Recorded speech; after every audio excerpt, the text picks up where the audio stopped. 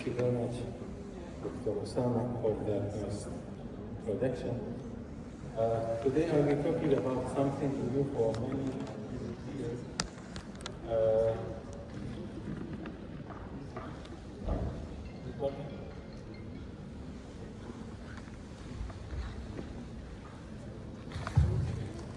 Sorry.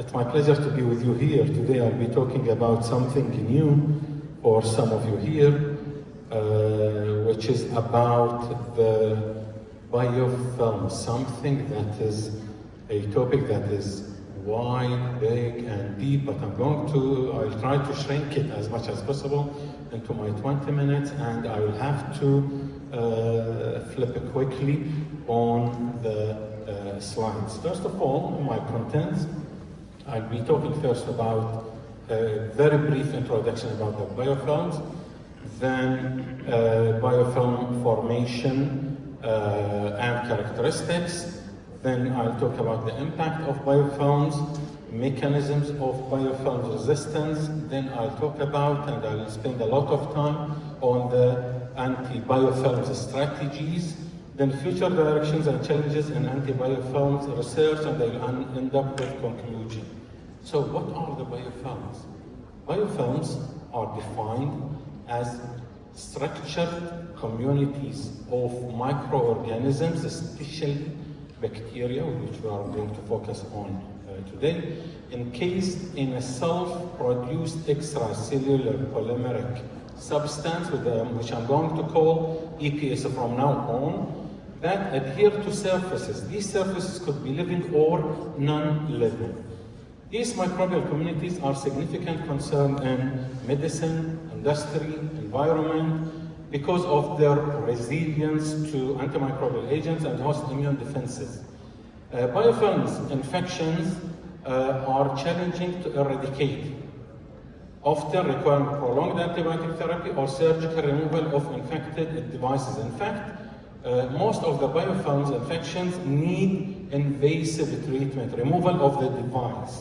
Antibiofilm strategies have become a focal point in combating biofilm-associated infections and improving industrial and environmental processes. So, how the biofilms are formed and what are their characteristics? The biofilm formation passes through multiple steps. These steps start with attachment of a single or multiple microorganisms, such as the bacteria, as we said, to any surface that might be living or non-living. This attachment depends on environmental conditions such as the nutrient availability, surface roughness, and hydrodynamics. Once the attachment is established, the microorganisms start to produce the APS, which consists of lipids, extracellular DNA, polysaccharides, proteins, microbial cells, and this APS is aimed at providing structural support that protect these cells from external threats. The majority of the biofilms, more than 90%, is consisting of EPS, while less than 10% of the biofilms are the microorganisms. After a series of steps, the biofilms undergo maturation, resulting in a 3D structure with water channels to enhance nutrient and waste exchange. These communities exhibit high degrees of heterogeneity.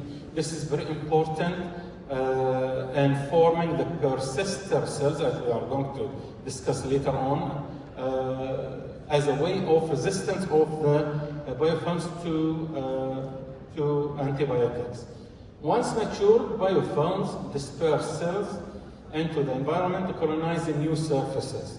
So they are not just encased and they will stay as such, they will start to release bacteria, microorganisms, to invade other surfaces. Additionally, biofilms avoid immune system by downregulating antigenic surface proteins and secreting immunosuppressive molecules. These factors make the biofilms recalcitrant to treatment, often necessitating invasive interventions, such as device removal or surgical debridement. So what are the impact of biofilms?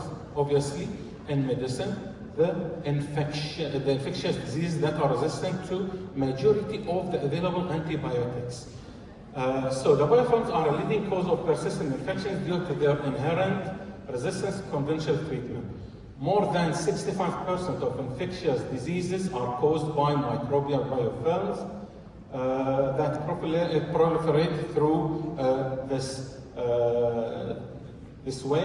Catheter-associated UTIs, example of the biofilms are the catheter-associated UTIs and ventilator-associated pneumonia that are frequently linked to biofilm formation on medical devices. The mortality rate, imagine, of biofilm-related bloodstream infections, which means that bloodstream infections that has arisen from biofilms, exceeds 35%, underscoring their clinical significance. Infectious diseases associated with biofilms are believed to account for more than 80% of chronic infections. They contribute to antibiotic resistance, as biofilm encased cells can be up to 1,000 times more resistant to conventional antibiotics compared to non-biofilm encased bacteria. This resistance arises from multifactorial mechanisms, including the difficulty of penetration of antibiotics into the biofilms, metabolic heterogeneity, as we mentioned, and the presence of persister cells. Patients with medical devices, such as any device, could be a good media for the growth of the biofilms. Example are the prosthetic heart valves, catheters, joint prostheses, etc. Such foreign bodies provide exemplary surfaces for adhesion of bacterial cells, which can be facilitated by non-specific factors such as shear forces, hydrophobicity, and electrostatic interactions.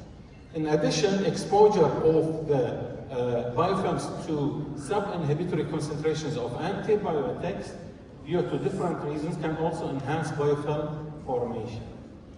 These are the most common bacteria that might be causing biofilms and some of the devices on which they can grow. And these are some of the infections that might be caused by the biofilms. And these are some or three categories of the sensors that are under development for identification of or for monitoring of the biofilms. Because this is beyond the scope of the talk, so I'm not going to discuss them anymore. In industry and environment, biofilms could have an impact. This impact is negative in regard to industry because in pipeline and water treatment plants and cooling system, biofilms could be causing biofouling, leading to reduced efficiency and increased maintenance cost. And in food industry, biofilms could be causing contamination and with significant public health risk. However, in environment, biofilms could be beneficial because they facilitate the degradation of organic matter and pollutants, making them vital in bioremediation efforts. So, what are the mechanisms of biofilm resistance? We have discussed one of them, and I'm going to elaborate or focus on one of them only. First of all, the EPS, preventing the diffusion of the antibiotics deep into the biofilms. Number two, the metabolic heterogeneity and persister cells. And number three, importantly, which has a lot of focus and research, is the quorum sensing, QS sensing. What is the QS sensing? First of all, the communication between different bacteria is either vertical through the genes or could be horizontal through what is called the QS communication system. The QS is a cell-to-cell communication process that regulates biofilm formation and allowing the estimation of population density to perform joint actions. QS system help also in controlling population density, swarming motility, and virulence. And the QS system usually happens through what is called auto-inducers. These autoinducers, which are small molecules, different according to the type of bacteria. For example, in gram-negative bacteria, the autoinducer is one of the autoinducers is acyl homoserine lactones. An example of autoinducer in gram-positive are the short peptide signals. Now, the most important, which I'm going to focus on, are the anti-biofilm strategies. Because of the resilience of the biofilms, we have to think outside the box and try to find new strategies to combat the biofilms. The first strategy is by inhibiting or preventing the initial attachment of the bacteria to the surfaces. These could be through surface modification, by engineering the surface, or by using anti-adhesive agents. An example of anti-adhesive agents is a novel polysaccharide from Antarctic sponge-associated bacteria and lake macroalgae.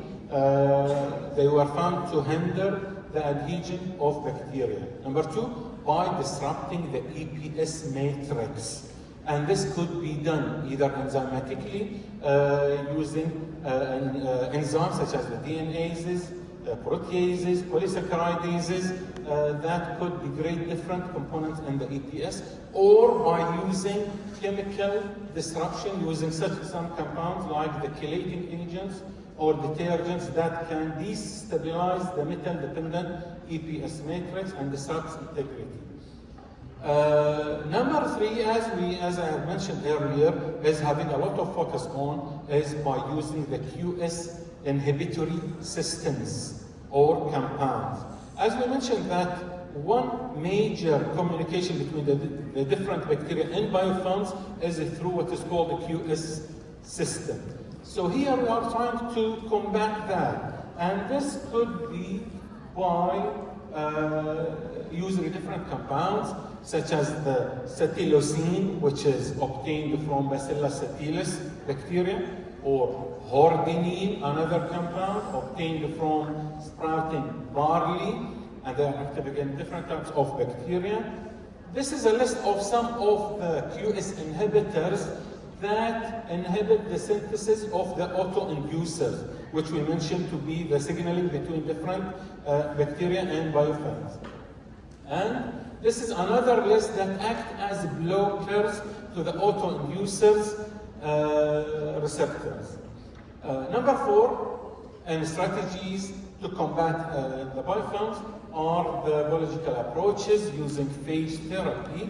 The bacteriophages are naturally occurring antibiofilm agents that have shown promising inhibitory and protective effect against several biofilms. Bacteriophages could be used individually called monophage therapy, or in a group which is called phage cocktail. They can be used alone or encoded with enzymes. The phage cocktail is superior to monophage in regard to efficacy. Those encoded with enzymes are superior in action to the non-encoded phages. Additionally, the bacteriophages can be used alone or in combination with non-phages like the antimicrobials. Probiotics are also reported to have good action against the biofilms. Example of the probiotics are the lactobacillus. Some of them are also encoded with enzymes. And this is a list of some of the probiotics and the bacteria that they are active against. Physical and mechanical methods also have good action as antibiofilm strategies, such as the ultrasound, electric fields, photodynamic therapy, and photothermal therapy. These again could be used alone or in combination with other strategies such as the antimicrobials in order to disrupt the EPS, opening the way for the antimicrobials to penetrate. Now I'll talk about the antimicrobials that are under research as anti-biofilms. The first group are the antimicrobial peptides, which are emerging as attractive antibiofilm agents or because of their various properties, such as broad spectrum of antimicrobial activity, decreased resistance, and synergistic effect shown with some antibiotics. Example of the antimicrobial peptides are cathelicidine and human lactoferrin. From the antimicrobial agents also are the quaternary ammonium salts or quaternary ammonium compounds, which has similar action to the antimicrobial peptides, but their chemical structure is smaller. Natural compounds, a lot of natural compounds are under research nowadays as anti-biofilm agents. Example of these are the resveratrol, raffinose, naringine, and also the ursoolic acid, and also many types of honey were reported to have good anti-biofilm action. This is a list of some natural compounds with the bacteria against which they are active, and this is another list. Nanotechnology is having a lot of promising potential as anti-biofilm strategy, such as the metal nanoparticles, silver, gold, and zinc oxide. But the problem is how to make them penetrate the EPS. So they are used. So nowadays the research is on opening the wall, the EPS matrix, to make them or carry them deeper into the biofilms. This paper is very recent. It was published last week in Nature from a group from Oxford University, and it tested the use of antimicrobial loaded ultrasound responsive nanoscale delivery platform, which they have called nanodroplets. The nanodroplets in this study substantially altered subcellular distribution of encapsulated antimicrobials, and it has increased the concentration of the antimicrobial inside the biofilms by 11.1-fold. This technique could help to overcome the critical penetration and localization limitation of antimicrobials within biofilms, which can open potential new avenues in the treatment of chronic clinical infections. Then the biosurfactants. Biosurfactants are surface active biomolecules which are produced by living cells, mainly the microorganisms. These compounds are amphiphilic, meaning that they are having both hydrophobic and hydrophilic chemical groups that allow them to exist at the interface between polar and non-polar media. These biosurfactants were observed to inhibit biofilm formation. They act by modifying the physicochemical properties of the surface to reduce biofilm adhesion. Example of these compounds are glycolipid, rhamnolipids, and sophorolipids. Now I'll talk about the existing antibiotics that have anti-biofilm activities. We have many antibiotics that have good antibiofilm action, but they have to be used either in combination or in high doses. Example are the rifamycin, such as rifampicin, rifabutin, and rifaximin. Rifampicin is the most employed in the treatment of biofilm infections because of its penetration ability. However, its action is limited to gram-positive bacteria. Fluoroquinolones also have good antibiofilm action in addition to their high bioavailability, prolonged half-life, and post-antibiotic effect, and adequate tissue penetration. They are the first line for gram-negative bacteria biofilms. Fosfomycin also has good anti-biofilm action. However, it needs to be used in high doses that might be toxic. And this is a list of those which I've talked about in addition to some others. Here is an example of one one infection that is mostly caused by biofilms, which are the peri-prosthetic joint infections, because the orthopedic hardware provides a suitable environment for bacteria to organize and develop biofilms. The incidence of the PGIs can go up to 2%. The treatment is invasive by removal of the debridement or removal maybe of the joint completely. Treatment, if it is gram-positive, we can start with short course of IV beta-lactam followed by oral step-down therapy combining anti-biofilm agents, preferably rifampicin and fluoroquinolones.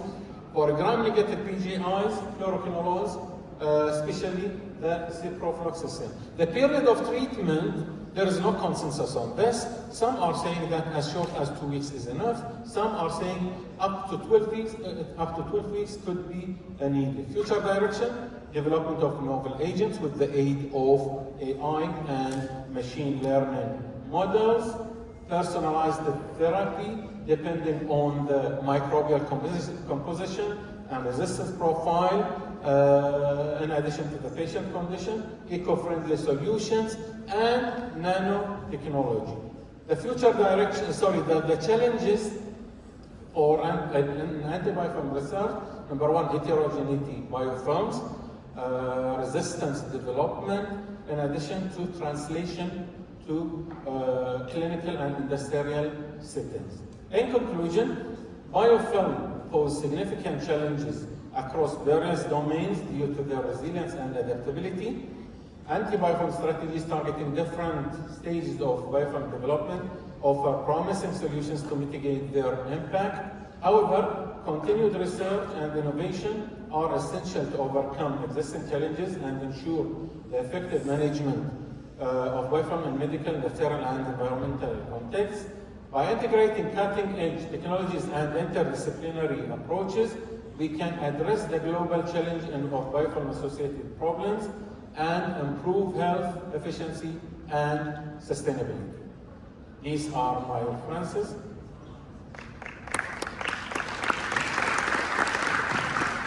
Thank you.